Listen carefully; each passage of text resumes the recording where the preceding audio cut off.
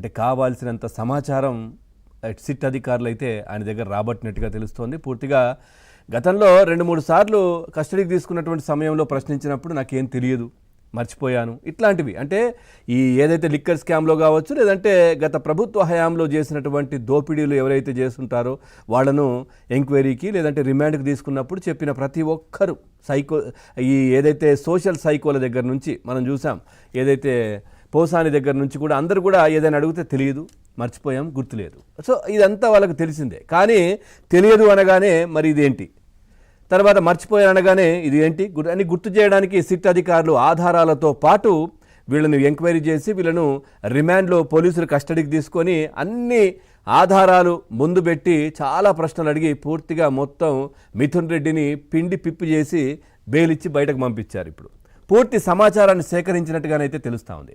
Liquor స్కామ్లో A4గా MP Mithun Reddy ఉన్నారు. Rajahmundry central jail బయట వైసీపీ నేతలు ఎంత హంగామాని చేశారంటే అంత అవసరం లేదు. ఎందుకంటే మిథున్ రెడ్డి బయటకు వచ్చింది ఏదో స్వాతంత్ర సమరయోధుడు కాదు, ఏదో రాష్ట్రానికి గొప్ప పని చేసి దాంట్లో అనుకోకుండా జైలు అంటే వెళ్ళి బయటకు వచ్చినటువంటి వ్యక్తి అంతకంటే కాదు. సో ఈ నేపథ్యంలో బయట చాలా పెద్ద ఎత్తున హంగామా, దాదాపుగా కొన్ని వందల వాహనాలు అంటే సుమారు 50 కార్లు 200కు పైగా బైకులతో ర్యాలీ చేశారు అక్కడ. ఎందుకు అవసరం లేదు అంత పెద్ద ఎత్తున చేయడం, ఎందుకంటే ఈ లిక్కర్ వల్ల గత ప్రభుత్వంలో దాదాపుగా 30,000 మంది మరణించినట్టుగా కూడా రికార్డులు, చాలామంది కూటమి నేతలు కూడా చెప్తా ఉంటారు, ఆ రికార్డులు ఉన్నాయి. సో ఈ విధంగా చనిపోయారని చెప్పేసి ఎన్నో కుటుంబాలు కూడా ఇంటి పెద్దలను కోల్పోయాయి, ఇంట్లో ఉన్నటువంటి పిల్లలను కోల్పోయారు. అంటే దాదాపుగా 30 నుంచి 40-45 సంవత్సరాల మధ్య ఉన్నటువంటి యువకులను కూడా కోల్పోయినటువంటి పరిస్థితి. ఈ కల్తీ మద్యం తర్వాత ఈ విషపు మద్యాన్ని సేవించి అంతమంది అసువులు బాశారు. తర్వాత ఇప్పుడు కూడా పూర్తిగా కిడ్నీలు పాడైపోయి అనారోగ్య బారిన పడి ఇప్పటికీ ట్రీట్మెంట్లు ఎన్నో వందల వేల మంది చేయించుకుంటున్నటువంటి పరిస్థితి గత 5 సంవత్సరాల్లో జగన్మోహన్ రెడ్డి అమ్మిన ఈ పిచ్చి మందు వల్ల. సో ఈ నేపథ్యంలో ఆ ఆరోపణలు ఎదుర్కొంటూ జైలుకి వెళ్ళి రిమాండ్లో ఉండి ఆ తర్వాత కస్టడీకి తీసుకొని విచారణ పూర్తి చేసుకొని ఆ తర్వాత బెయిల్ పైన బయటకు వచ్చినటువంటి వ్యక్తిని ఏ విధంగా తీసుకెళ్తున్నారంటే అంత అవసరం లేదు. సో ఈ అంశం కూడా చర్చ జరుగుతున్నటువంటి పరిస్థితి. అంటే వీళ్ళకి అలవాటే. గతంలో మనం చూసాం ఆ డ్రైవర్ సుబ్రహ్మణ్యం కావచ్చు, దానికి సంబంధించినటువంటి ఇష్యూలో ఏ విధంగానైతే ఆయన బయటకు వచ్చిన తర్వాత పూలదండలు వేసి ఏ విధంగా ఊరేగించారు. అంటే వీళ్ళకి అంతా అది కామనే అని చెప్పుకోవచ్చు. కానీ నిజంగా సామాన్య ప్రజలు కావచ్చు, ఎవరైనా ఇప్పుడు చూస్తున్న వాళ్ళకి, ఈ తరం వాళ్ళకి ఇదంతా కొత్తగా అనిపిస్తూ ఉంటుంది. పూర్తిగా మిథున్ రెడ్డికి అయితే పలు షరతులతో కూడినటువంటి బెయిల్ అయితే మంజూరు చేశారు కోర్టు.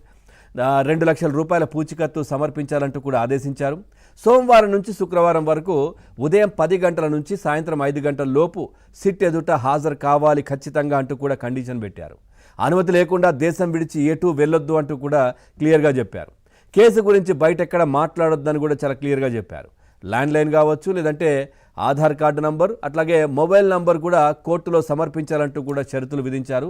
ఇక మిథున్ రెడ్డి విడుదల సందర్భంగా జైలు బయట వైసీపీ నేతల హడావిడి మామూలుగా లేదు. సో దీనికి సంబంధించి చర్చనైతే జరుగుతూ ఉంది. సో నిజంగా చెప్పాలంటే చాలా కీలకమైనటువంటి అంశాలు కూడా చర్చ జరుగుతోంది. దీంట్లోనే ఇంకా ఈ లిక్కర్కి సంబంధించి చాలా కీలకమైనటువంటి అప్డేట్స్ కూడా తెలుస్తూ ఉన్నాయి. దీంట్లోనే మద్యం స్కామ్పై సత్యప్రసాద్పై చర్యలకు కూడా ఉపక్రమించినట్టుగా తెలుస్తోంది. సో ఈ అంశం కూడా అంటే A1 రాజకేశ్వరరెడ్డి ఆదేశాలు అమలు చేసిన వ్యక్తి, ముఖ్యులతో తరచూ సమావేశాలు కూడా నిర్వహించారట ఈయన. ప్రత్యేక దర్యాప్తు బృందం కూడా నివేదిక సమర్పించింది. అరెస్ట్ చేయొచ్చని కూడా ప్రచారం జరుగుతూ ఉంది. దీనికి సంబంధించి సర్కార్ పచ్చ జెండా, కోర్టులో సిట్ మెమో, దీనికి సంబంధించి కూడా చర్చ. అంటే మిథున్ రెడ్డి దగ్గర మాత్రం చాలా కీలకమైనటువంటి డీటెయిల్స్ అయితే తీసుకున్నట్టుగా తెలుస్తోంది. ఎందుకంటే కర్త కర్మ క్రియ మొత్తం ఈయననే అనేది అయితే సిట్ నిర్ధారణకు వచ్చినటువంటి పరిస్థితులు. మరి ఏం జరుగుతుందో చూడాలి. ఈ అంశానికి సంబంధించి మనం చర్చలోకి వెళ్దాం. చర్చలో పాల్గొంటున్నారు రాజకీయ విశ్లేషకులు అంకంరావు గారు స్టూడియోలో ఉన్నారు. సార్ నమస్కారం. అట్లాగే టీడీపీ పార్టీ అధికార ప్రతినిధి, సివిల్ సప్లై కార్పొరేషన్ మెంబర్ మోకా ఆనంద్ సాగర్ గారు. సార్ నమస్తే. అట్లాగే జనసేన పార్టీ నుంచి లీడర్ మహేష్